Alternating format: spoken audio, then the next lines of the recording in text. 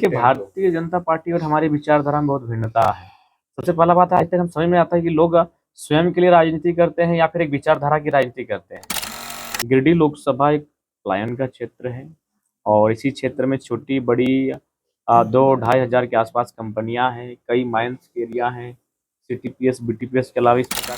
ठीक है, आपने रिहाना की आलोचना की, लेकिन आप उन्होंने 74 करोड़ आपका देश कैसे लेके गया अभी गरीब देश से, ये बहुत दुर्भाग्य की बात है। यहाँ आंकड़े 2020 के हैं, 36 लाख लोग मर जाते हैं इलाज नहीं हो पाने के कारण, और ये सम्मानित सर्वे है, ये कोई फर्जी। तो बस खुश हो गए कि रिहाना आके नाच गई, 74 करोड़ खर्च हुआ। मुझे अंबानी से आपत्ति नहीं है, लेकिन मुझे भारत की उस लोकतांत्रिक व्यवस्था से आपत्ति है कि एक व्यक्ति इतना अमीर कैसे हो सकता है कि इंसान को खरीद ले, और एक व्यक्ति इतना गरीब कैसे हो सकता है कि उसे अपने आप को बेचना पड़े। ये भगत भारत के युवा इसलिए खुश हो रहे हैं कि रिहाना ने कभी स्टेटमेंट दिया था कि भारत एक गरीब देश है, लेकिन अगर प्रैक्टिकली सोचा जाए तो रिहाना का स्टेटमेंट गलत नहीं था।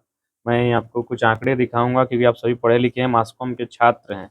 क्योंकि हमें खराब लगा कि हमारे देश को गरीब कहा, लेकिन एक बात है कि कभी कभी भावनाओं से बाहर आना चाहिए। देश प्रेम होना अच्छी बात है, लेकिन अंधभक्त नहीं होना चाहिए। इसलिए कभी अगर उसने कहा भी अगर गरीब देश, तो हमें कम से कम फैक्ट चेक करना चाहिए था। मैंने भी फैक्ट चेक किया और ये इंटरनेट से मैंने निकाला। इसमें लिखा है कि भारत की बात करें तो हंगर इंडेक्स में भारत 121 देशों में 107 नंबर पे है। हरियाणा कोई गलत नहीं भैया। आप भले ठीक है वो विदेश की लड़की है, आप उसका मजाक उड़ा लें, आप उसकी आलोचना कर लें, आप उसकी ट्रोल कर लें, आप उसको एक स्त्री होने के नाते और भद्दी भद्दी बात कह लें, कोई आपत्ति नहीं है। लेकिन जब उसने कहा है कि भारत एक गरीब देश है, ठीक है, भारत में अमीर लोग रहते हैं, नो डाउट, बहुत अमीर लोग रहते हैं, अंबानी अडानी जैसे दुनिया में मशहूर लोग रहते हैं, लेकिन जेनविन में अगर बड़ी आबादी गरीब है भारत की, उसने बड़ी आबादी की बात कही, अंबानी अडानी की बात नहीं कही है। और अंबानी अडानी की बात क्यों करेगी भाई? उन लोग तो सफल लोग हैं, सक्सेसफुल लोग हैं। इंसान वही जो गरीबों की बात करता है। तो भारत बड़ी आबादी गरीब है, और ये आपका इंडेक्स कहता है। इसको मैं आगे और भी दिखाना चाहूंगा। इसमें आगे बहुत सारी चीजें लिखा गया है कि देश की सर्वोच्च अदालत के सामने 18 जनवरी 2022 को जब भारत सरकार की ओर से, और हमारे अटॉर्नी जनरल होते हैं उस समय थे के वेणुगोपाल ने कहा था कि भारत में एक भी मौत भुखमरी से नहीं हुआ। चूंकि सरकार के आंकड़े हमेशा फर्जी होते हैं, आप भी जानते हैं। उसी समय जो बहुत सारे लोगों ने अपना ग्राउंड रिपोर्ट देना शुरू किया, तो उसमें एक जो चीजें सामने उभर कर आई वो बहुत ही भयावह स्थिति थी। और जब हमने झारखंड को पाया गया, तो झारखंड दूसरे पायदान पर था, मैंने भूख से मृत्यु के मामले में। और हमने क्या और एक कहा कि भाई आज वो अपने इस बात का खुशी है कि आपने उसे नचवा दिया, लेकिन आपने उसे नचाने में कितना खर्च किया आपका आइडिया है? 74 करोड़ खर्च किया। देखिए, ये चीजें आप ठीक है, आपके देश के प्रति उसने अगर ऐसा शब्द कहा, आपने आलोचना की, लेकिन थोड़ा सा आपको यथार्थ में सोचना होगा। आपने कितना खर्च किया? 74 करोड़। मैं आपको 2020 का आंकड़ा दूंगा, ये आज तक का आंकड़ा है। 2020 में भारत देश में 81.11 यानी मान के चलते 81 लाख लोगों की मौत हुई थी, मतलब इलाज के दरमियान। उसमें से 36 लाख, 36.5 लाख लोग, मतलब इलाज सही से और समय पे नहीं मिलने के कारण। देखिए, चोट किसी को लगता है, किसी का माथा में लगा तो चलिए उसका नो चांस है कि मर जाएगा, लेकिन बहुत ऐसे लोग जिनको बचाया जा सकता था, और उसमें 36 लाख लोग हैं। 36 लाख का आंकड़ा श्रीमान मायने रखता है। लेकिन आज देखिए, आप लोग यूट्यूबर वाले पत्रकार हैं, लेकिन कितना गंभीर सवाल पे हम लोग चर्चा कर रहे हैं। लेकिन देश की एक जो काबिल मीडिया है, जो पढ़े लिखे लोग हैं, वो गाय गोबर गुड़ और इंडिया पाकिस्तान, हिंदू मुसलमान और धर्म पे चर्चा करके डिबेट करती है। बताइए, आप लोग अभी सीखने वाले लर्नर पत्रकार हैं, अभी आप लोग यूट्यूबर पत्रकार हैं, और हम लोग देखिए आज रात के 12 बजे हम लोग कितना गंभीर विषय पे चर्चा कर रहे हैं। एक साधारण सा लड़का जयराम महतो कितना गंभीर विषय खोल के बैठा है, लेकिन देश के प्रधानमंत्री आज तक प्रेस कॉन्फ्रेंस नहीं कर पाए। वो प्रेस कॉन्फ्रेंस क्या करते हैं कि आम आप काट के खाते हैं कि चूस के खाते हैं, आप बंटवा रखते हैं, आप थकते नहीं है, और जैसे ही एक सवाल होता है, नहीं नहीं हमारा रिश्ता रहने दीजिएगा, एक गिलास पानी मिलेगा, उठ के निकल जाते हैं। तो ठीक है, आपने रिहाना की आलोचना की, लेकिन आप उन्होंने 74 करोड़ आपका देश कैसे लेके गया अभी गरीब देश से, ये बहुत दुर्भाग्य की बात है। यहाँ आंकड़े 2020 के हैं, 36 लाख लोग मर जाते हैं इलाज नहीं हो पाने के कारण, और ये सम्मानित सर्वे है, ये कोई फर्जी डाटा नहीं है। आपके सामने हमारे मोबाइल स्क्रीन पर देख लीजिए, इसलिए हम देख कर बात करना चाहते हैं। आप तो बस खुश हो गए कि रिहाना आके नाच गई, 74 करोड़ खर्च हुआ। मुझे अंबानी से आपत्ति नहीं है, लेकिन मुझे भारत की उस लोकतांत्रिक व्यवस्था से आपत्ति है कि एक व्यक्ति इतना अमीर कैसे हो सकता है कि इंसान को खरीद ले, और एक व्यक्ति इतना गरीब कैसे हो सकता है कि उसे अपने आप को बेचना पड़े। ये भगत सिंह का भारत नहीं है। आपको तकलीफ होगा, होने दीजिए, आपको तकलीफ होता है होने दीजिए, मुझे आपत्ति नहीं है। अगर आप सच में भगत सिंह को मानते हैं, आप युवा हैं, आप पत्रकार हैं चाहे जो भी हैं, लेकिन उससे पहले आप भगत सिंह को मानने वाले लोग हैं, तो आपको भगत सिंह का वो कथन याद रखना होगा कि कोई इंसान इतना अमीर ना हो कि दूसरे इंसान को खरीद सके, और कोई इंसान इतना गरीब ना हो कि अपने आप को उसे बेचना पड़े। आज तो भारत में दोनों चीज हो रहा है, कोई किसी को खरीद भी रहा है और कोई अपने आप को बेच भी रहा है। देखिए एक्चुअली है ना, ये वही लोग ये माने मोदी जी से खुश हैं जिनका कभी उस स्थिति से सामना नहीं हुआ। देखिए मैं मोदी का भी कभी आलोचना नहीं करता हूं, ना मैं कभी करूंगा, ना मैं हेमंत सोरेन जी की आलोचना करता हूं, ना कभी करूंगा। मैं उनकी नीतियों की बात करता हूं। मैं पहली बात तो प्रार्थना करता हूं कि किसी परिवार के साथ ऐसी घटना ना घटे जो भक्त बन के बैठे हैं सरकारों के, जो आज एजुकेशन पे बात होनी चाहिए, जहां हेल्थ पे बात होनी चाहिए थी, और आज आप खुश हैं इंडिया पाकिस्तान के नाम पर। मैं पहले प्रार्थना करूंगा कि आपके परिवार में ऐसा घटना ना घटे। आज देखिए, आज जो लोग एक्चुअली जो लोग अंबानी जी के स्टेज पर खान ब्रदर्स को नाचते हुए देखेंगे, वहां भारत की तस्वीर नहीं होती है कि शाहरुख खान, सलमान खान और आमिर खान एक स्टेज पे नाचे, आपने भारत को वहां देखा? जी नहीं। अगर आपको भारत को देखना है तो आप चले जाइए किसी सरकारी अस्पताल पर, धक्के खा रहे लोगों से मिलिए, जमीन पर अपना बिस्तर लगाए हुए लोगों से मिलिए। आप चले जाइए किसी कोर्ट कचहरी में, दिन भर परेशान लोगों से मिलिए। आपको अगर वास्तव में असल भारत को जानना है तो वहां जाइए जहां बहुसंख्यक लोग रहते हैं, अमीर लोग रहते हैं, वहां जाइएगा तो भारत सुहाना दिखेगा। वो भारत की असली तस्वीर नहीं है श्रीमान। भारत की असली तस्वीर देखना है तो आपको ऐसे जगहों पर जाना होगा जहां असली भारत रहता हो। अब चले जाइए किसी अस्पताल में, चले जाइए जो सरकारी है, आज आपको पता चलेगा। अभी तो चाची पे आज घटना घटा, जो लोग भारत को देखते हैं अडानी परिवार में, जो लोग भारत को देखते हैं अंबानी के बेटे की शादी में, जो लोग भारत को देखते हैं करीना कपूर का बच्चा होगा, विराट कोहली का बेटा का नाम क्या होगा, उनको जाके देखना चाहिए। आज तो चांची में एक एक्सीडेंट होता है, उस परिवार की कमाने वाले व्यक्ति की मृत्यु हो जाती है, आज क्या होगा उस परिवार की स्थिति? वहां भारत दिखता है कि अगर वो परिवार का शख्स चला गया तो वो अब स्ट्रांग कैसे होगा, वो अपने आप को बैकफुट पर जो फील कर रहा है वो फ्रंट पे कैसे आएगा? वहां भारत को देखना चाहिए। ऐसी अनगिनत घटनाएं घटती है, तो इसीलिए हमें नजरिया बदलने की आवश्यकता है। जयराम मातो जैसे युवा, मैं अपने आप को मैंने कभी नहीं कहा कि शरीर, मैं एक विचार के रूप में बात करता हूँ। जब हमारे जैसे विचार रखने वाले युवा सदन में जाएंगे और सदन पर गंभीर चीजों पर चर्चा होगा तो मुझे लगता है भारत बदलेगा। आज आपने बिल्कुल, आज लगभग हमारे फेसबुक के जितने फ्रेंड थे वो तो बड़ा मजा ले रहे थे कि 74 करोड़ में रिहाना को नचा दिया, लेकिन उनको आंकड़ा देखना चाहिए। इस देश में 2020 में 36 लाख लोग इलाज ना होने के कारण मर गए, इसलिए इतनी पैसों की बर्बादी पे जश्न मनाने जैसा माहौल नहीं है।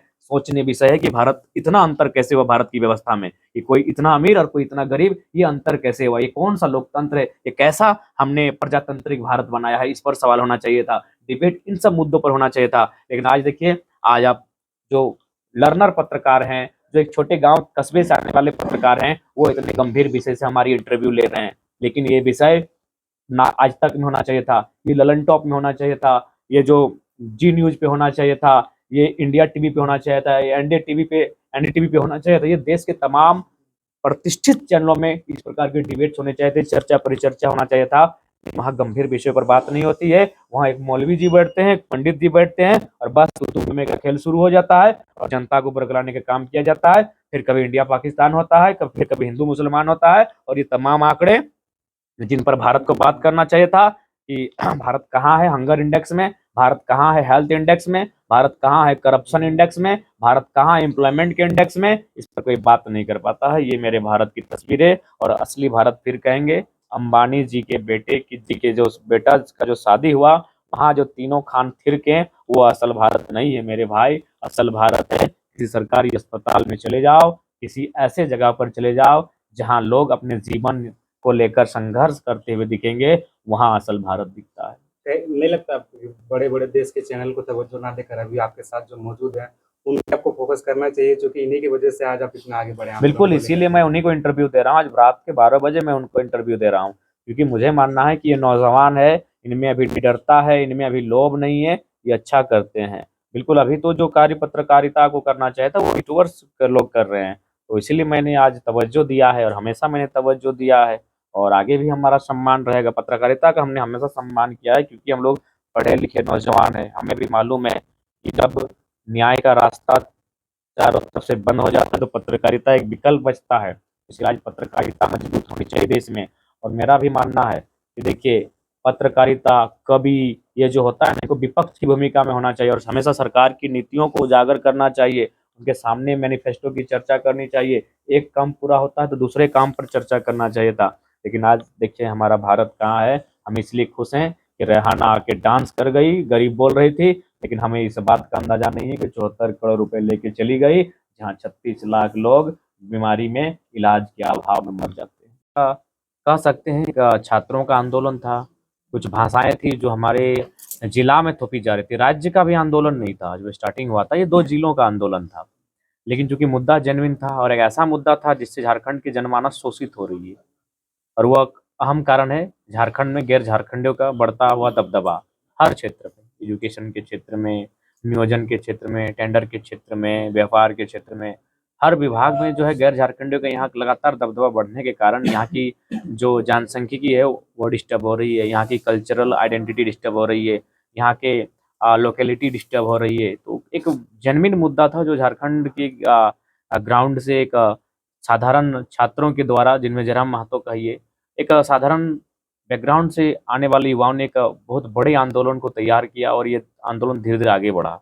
और हमें आशा नहीं थी कि ये आंदोलन एक दिन इतना बृहद रूप धारण करेगा, इसके चर्चे, इसकी गूंज पूरे देश में, पूरे राज्य में सुनाई देगी। तो कहीं न कहीं एक सकारात्मक आंदोलन रहा, और चूँकि जेन्युइन आंदोलन था, झारखंड के ज्वलंत मुद्दों पर आधारित आंदोलन था, इसलिए आज इसको इतनी चर्चा और सफलता मिली। कहीं न कहीं उस समय भी लोगों को आपसे उम्मीद था जब आप आंदोलनकारी थे, अब एक राजनेता के रूप में उभर रहे हैं। क्या कहेंगे इस पे? लोगों का क्या कुछ रिएक्शन रहा इतने दिनों? देखिए एक्चुअली जब इस आंदोलन का शुरुआत हुआ था तो हम लोगों ने भी सोचा नहीं था कि हम राजनेता में अपने आप को रूपांतरण करना है। हम लोग सोचे थे एक आंदोलनकारी के रूप में जाने जाएँगे, और जाने ही नहीं जाएँगे, आंदोलन के बाद समाप्त हो जाएगा, सरकार भाषा को वापस करेगी, हमारी माँग को पूरा करेगी, हम लोग अपने कामों में व्यस्त हो जाएँगे। हमें आशा नहीं थी कि हम लोग आंदोलन के खत्म होने के बाद फिर जाने जाएँगे या फिर इतनी बड़ी ज़िम्मेवारी को लेकर आगे बढ़ेंगे। लेकिन जब इस आंदोलन का स्टार्ट हुआ तो लोगों को एक उम्मीद मिली। चौक-चौराहा में लोग हमारे वीडियो को सुनने लगे हैं, बाकायदा घर में सुनने लगे हैं, अपने ग्रुपिंग में सुनने लगे हैं कि कोई एक लड़का आया है जो झारखंड के मुद्दे पर बात करता है और निडरता के साथ बात करता है। जो काम विधायक सांसदों को करना चाहिए था, ये वो लड़का कर रहा है। तो धीरे-धीरे हम लोग का ग्राफ बढ़ा, हम लोग का ग्रोथ होने लगा, और जो झारखंड के तमाम मुद्दे थे उन पर हम लोगों की एंट्री होने लगी। और पूरे 2 साल भ्रमण के दौरान हम लोगों ने लोगों का फीडबैक जानना चाहा, तो कहा कि एक सही समय है, माँग है, ये युवा झारखंड है, और यहाँ एक नई पॉलिटिकल पार्टी की स्थापना हो जो अपनी एक अलग स्ट्रेटजी और आइडेंटिटी के साथ चुनाव को लड़े। और हम लोगों ने उस पर एक प्रयास किया और अपनी पार्टी के माध्यम से आने वाले लोकसभा चुनाव, विधानसभा चुनाव में हम लोग अपनी बिगुल फूँकने की तैयारी में हैं। इससे पहले भी जितने भी राजनीतिक दल थे झारखंड में, शुरू से डोमिसाइल और स्थानीय नीति और रोजगार की मुद्दे को लेकर वो लोग सत्ता में आए हैं। लेकिन झारखंड का अब 24 साल हो चुका है। अभी तक इस स्थानीय मुद्दे को लेकर के अभी तक कोई सुनवाई नहीं हुई है।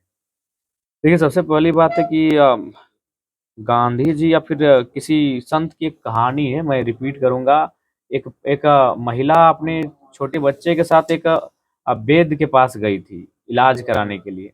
तो जब उस वैद्य ने उसके बच्चे को देखा तो उसने कहा कि आप 2 दिन बाद आइएगा, मैं इसका इलाज ठीक कर दूँगा। तो फिर जब वो महिला 2 दिन के बाद अपने बच्चे के साथ पुनः उस वैद्य के पास आई, उस हकीम के पास आई, तो उन्होंने बताया कि इनका इलाज में क्या करना होगा? बोला ज़्यादा कुछ मत कहिएगा, इनको बोलिएगा कि ये गुड़ खाना छोड़ देंगे। तो वो महिला काफ़ी नाराज़ हो गई, बोली महाराज, जब हम 2 दिन पहले आए थे और इतनी दूर से चल कर आए थे, तब भी आप हमको ये बात बता सकते थे कि गुड़ नहीं खाना है। तो उन्होंने बहुत विनम्रता से साथ कहा कि देखिए देवी, 2 दिन पहले तक हम खुद गुड़ खाया करते थे, आपके जाने के बाद मैंने गुड़ गुड़ खाना छोड़ा, तभी आज मैं आपके बेटे को सलाह दे रहा हूँ कि गुड़ ना खाए। तो ठीक उसी प्रकार जो हमारे पॉलिटिशियन हैं, ये कैसे नीति को बनाएँगे बताइए? किसी की मलेशिया में कंपनी है, किसी की दुबई में कंपनी है, किसी का 24 गो जिला में से 12 गो में मकान है, किसी का झारखंड के अलावे अन्य हमारे प्रदेशों में मकान है, फैक्ट्रियाँ हैं, कई सांसद ऐसे हैं जिनका 50 से अधिक विदेशी कंपनियों में शेयर है। तो ये लोग कैसे बात कह सकते हैं कि हम झारखंड के हितार्थ की बात करेंगे? देखिए, ये लोग एक ही शर्त पे बात कर सकते हैं कि हम झारखंड के हितार्थ में बात करेंगे। ये लोग कम से कम, इन्हें अपनी संपत्ति का 70 से 80 फीसदी हिस्सा दान करना होगा, क्योंकि हमने विधायक चुना था, हमने सांसद चुना था, हमने व्यापारी नहीं चुना था। और इन्होंने, एक व्यापारी होता है तो समझ में आता है भाई व्यापारी का काम है व्यापार करना, वो कफन पे भी व्यापार करता है। लेकिन ये उससे भी गया गुजरा कार्य करते हैं। 90% 10% लोग ईमानदार होंगे, ईमानदार लोगों को मेरा नमस्कार रहता है। लेकिन 90-80% लोग ऐसे हैं जिनको अगर कफन तो छोड़िए, मुर्दे के गुर्दे को गर्दे से उठाकर व्यापार करेंगे, उस टाइप प्रवृत्ति के लोग हैं। तो वही गांधी की कहानी या फिर जो महात्मा की कहानी सुनी थी, गुड़ खाना छोड़ना होगा, तभी आप दूसरे को बोलेंगे कि गुड़ मत खाओ। तो ये लोग भ्रष्टाचारी छोड़ेंगे तभी तो ये भ्रष्टाचार मुक्त झारखंड का निर्माण कर सकते हैं। ये लोग खुद दलदल में फंसे हैं। अनगिनत अगर बोले तो ईमानदारी पूर्वक खाली ईडी छापा मार दे तो हर एक झारखंड के विधायकों के पास कई हजार करोड़ की संपत्ति बरामद होगी। आपका मन भी बन चुका है, कई बार आपका बयान भी जारी हो गया। आप कहाँ से लड़ने वाले हैं? गिरिडीह लोकसभा, चूंकि मेरा जो घर है, मेरा जो गढ़ है, जहाँ मेरा वोटर आईडी है, जहाँ मेरे मतलब जहाँ मेरी कर्म भूमि है, मैं वहाँ से चुनाव लड़ने की तैयारी अच्छा, है। आपने बाहरी सांसद और विधायक के बारे में हमेशा बोला है, मुखर होकर बोले। और देखा जाए गिरिडीह लोकसभा में झारखंड के सांसद तो गिरिडीह लोकसभा क्यों चुने हैं? दूसरे सांसद तो बाहरी सांसद के बारे में ज़्यादा ही बोले हैं, तो दूसरी जगह से भी चुनाव लड़ सकते हैं। आपका ये चर्चा भी था कि आपका कर्म भूमि धनबाद भी रहा है, तो धनबाद क्यों? जी, मैं आज भी मेरा दिल कहता है कि धन्यवाद, लेकिन बात ये हो जा रहा है कि हमारी पार्टी का, हमारे संगठन का और मेरा ये मानना है कि पहला वोट मैं खुद के दूँ। धनबाद मेरा वोटर आईडी कार्ड नहीं है। तो धनबाद मेरा वोटर का आईडी कार्ड होता मैं धनबाद ही कुछ करता, लेकिन गिरिडीह और मैं नेक्स्ट टाइम जरूर आपकी इस मनोकामना को पूर्ण करूंगा। धनबाद से मैं प्रत्याशी बनूंगा। झारखंड के अलावा सॉरी गिरिडीह के अलावा और कहाँ से आपके प्रत्याशी खड़े होंगे? कोडरमा, हजारीबाग है, रांची है, और देख रहे हैं कोल्हान की सीटों पर अगर हम लोग अपने आप को बूथ स्तर पर मजबूती पाएंगे तो वहां पर भी हम लोग चर्चा करेंगे। चतरा के बारे में क्या सोचा? चतरा में हमारा प्रत्याशी रहेगा। चतरा चूंकि केबीसी का सवाल है तो वहां से तो हम लोग भागेंगे नहीं। चतरा में हमारा प्रत्याशी रहेगा। एक बात ये भी सामने आई है कि कहीं न कहीं अगर आप जीतते हैं, तो एग्ज़ाम्पल के तौर पे अरविंद केजरीवाल भी जीत करके गठबंधन बनाए थे। कहीं आप भी कहीं न कहीं बीजेपी के साथ क्या गठबंधन बनाएँगे अगर देखिए, जीते हैं तो? भारतीय जनता पार्टी और हमारी विचारधारा में बहुत भिन्नता है। सबसे पहला बात है, आज तक हम समझ में आता है कि लोग स्वयं के लिए राजनीति करते हैं या फिर एक विचारधारा की राजनीति करते हैं, जो किसी 4 बार दल बदल के विधायक बनते हैं। हमारी राजनीति जो है विचारधारा पर आधारित है। जिस दिन विचारधारा समाप्त हो जाएगी, हम समाप्त हो जाएंगे। इसीलिए हम जिंदा है तो क्योंकि हमारी विचारधारा स्थापित है। तो हम लोग झारखंड की आइडेंटिटी के साथ हैं। भारतीय जनता पार्टी वो नेशनल पॉलिटिक्स करती है, हम लोग रीजनल पॉलिटिक्स के लिए आए हैं। और जब नेशनल जाएंगे तो देखा जाएगा, लेकिन भारतीय जनता पार्टी के साथ जो भी हमारे विचार, वो पूंजीवाद को सपोर्ट करती है। हम लोग किसान के बच्चे हैं, किसान को समझते हैं। तो बिल्कुल काफ़ी भिन्नता है। हमारी लड़ाई जल जमीन जंगल की है, हमारी लड़ाई सामाजिक न्याय की है, सभी तबका सभी वर्ग के मैंने कल्याण की है। तो उस पर हम लोग फोकस कर रहे हैं। नेशनल पार्टी 195 कैंडिडेट का लिस्ट जारी की है, आप सेंट्रल रीजनल पार्टियों की लिस्ट जारी नहीं कर पा रहे कैंडिडेट का। लिस्ट एक्चुअली देखिए समय नहीं मिल पाता है। लिस्ट जारी होगा मेरे हस्ताक्षर से होगा, और मैं इतना व्यस्त हूँ कि मुझे हस्ताक्षर करने का समय नहीं मिल पाता है, क्योंकि मेरा लेटर पेड मेरे घर में है। तो घर जाने का समय तक नहीं मिल पाता है। कई बार दिनों से मैं घर नहीं जा पाया हूँ। तो जैसे घर जाऊँगा एक आध दिन में हमारे हस्ताक्षर के साथ जो भी हमारे प्रत्याशी हैं उनके नामों की घोषणा कर दी जाएगी। जितने बार आप लोगों ने आपने सभा किया है, आपकी जो विचारधारा रही है, तो आप जो चुनाव लड़ने जा रहे हैं, तो आपकी क्या कुछ मैनिफेस्टो रहेंगे? देखिए, स्वाभाविक सी बात है, चुनाव मुद्दों पे ही लड़े जाते हैं, मैनिफेस्टो पर ही लड़े जाते हैं। देखिए, हमारा जो महत्वपूर्ण मुद्दा है वो सबसे बड़ी बात है कि गिरिडीह लोकसभा एक पलायन का क्षेत्र है, और इसी क्षेत्र में छोटी बड़ी 2-2.5 हज़ार के आसपास कंपनियां हैं, कई माइंस के एरिया हैं, सीटीपीएस बीटीपीएस के अलावा इस प्रकार कितनी तमाम परियोजनाएं हैं जिन पर रोजगार का साधन है। किंतु पॉलिटिशियन हमारा उदासीन होने के कारण वहाँ पर गैर राज्यों का दबदबा बढ़ता गया है, जो कि कतई उचित नहीं है। गैर राज्य के लोगों का हमने कभी ये नहीं कहा कि आए, नियम से आए, 25% की हिस्सेदारी में आए, 75% निजी सेक्टर में भी झारखंडियों के लिए रहेगा। इस बात पर हमारी लड़ाई है, और मुझे लगता है कि जब हम लोग वहाँ पर बैठेंगे, सदन पर सार्थक चर्चाएं होंगी, तो रास्ते खुलेंगे, मार्ग खुलेंगे, और झारखंड अपनी बेहतर दिशा की ओर आगे बढ़ेगा। गिरिडीह लोकसभा के लोग जयराम महतो को क्यों वोट देंगे? गिरिडीह लोकसभा के लोग जयराम महतो को इसलिए वोट देंगे क्योंकि जयराम महतो गिरिडीह लोकसभा का बेटा है, यहाँ का वोटर कार्ड वाला बेटा है, यहाँ का गांव वाला बेटा है, यहाँ का खेत खलिहान वाला बेटा है। और इस बेटे ने बिना सदन में पहुंचे ही 12 करोड़ 26 था, आज 9 लाख हमारा पार हो गया फिर कोल्हान में। तो 12 करोड़ 26 लाख का 12 करोड़ 35 लाख गिनिए। तो इस बेटे ने 12 करोड़ 35 लाख, जो एक बहुत बड़ी राशि होती है, केवल सड़क पर आंदोलन करके बिना पद पावर के लोगों तक मदद करवाया। तो अगर इस बेटे को दिल्ली जाने का मौका मिलता है तो आप घर बैठे अनुमान लगाइए कि कितना बदलाव हम लोग कर सकते हैं। तो इसीलिए गिरिडीह के लोग मौका देंगे। देखा जाए तो प्लेन का मात्रा सबसे ज्यादा लोग गिरिडीह लोकसभा से ही बाहर जाते कमाने के लिए। जयराम महतो जीतने के बाद कैसे रोकिएगा इसलिए? देखिए उसके लिए आइडियाज होने चाहिए, लघु उद्योग की स्थापना होगी, कुटीर उद्योगों की स्थापना होगी, पर्यटन को बढ़ावा दिया जाएगा, जो डैमों में पानी है उनको कोशिश किया जाएगा एक डायमीटर के खेतों तक पहुंचाया जाए, दूसरी फसल के लिए उस पानी का तैयार किया जाए, सड़कों का जो माया जाल बिछा है वहाँ पर ट्रांसपोर्टिंग की व्यवस्था को सुदृढ़ किया जाए। तो बहुत सारे वैकल्पिक मार्ग है जिन पर हम लोग चर्चा करके, और एक जनप्रतिनिधि जब उस पर हस्तक्षेप करेगा तो बेहतर ही होगी। देखिए जनप्रतिनिधि अगर हस्तक्षेप करेंगे तो कोई भी बिगड़ा हुआ काम बन जाता है, तो निश्चय ही हम लोग उस पर बेहतर कार्य करेंगे। एक समस्या टाइगर जी दिल्ली आप जाएंगे ऐसा आप सोच रहे हैं, जनता भी सोच रही है कि टाइगर दिल्ली जाएगा, और जिस तरह से सोशल मीडिया में देखे हैं कि टाइगर को पिंजरे में बंद कर देंगे, तो वहाँ से दिल्ली जाएंगे।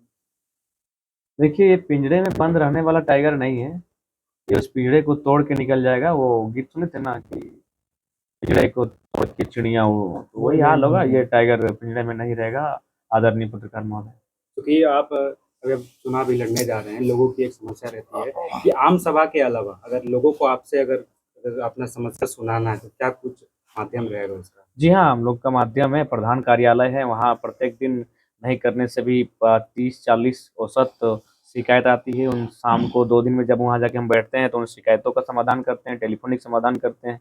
तो हमारा प्रधान कार्यालय जो मानटाण में अवस्थित है, वहाँ जाकर आप अपनी शिकायतों को रखें। हमारे संगठन के साथी वहाँ लगभग 12 घंटा रहते हैं, बैठते हैं, मैंने पाली बाई पाली, तो उनके माध्यम से वो सूचना हम तक आएगी और उस पर हम लोग जितना हमारा सामर्थ्य है हम लोग हल करने का प्रयास करते हैं। जयराम महतो छोटा सा बस्ती से निकल के बड़ा हस्ती रघुवर दास जैसे व्यक्ति के बेटे के ऊपर आप मतलब सवाल खड़ा कर दिए।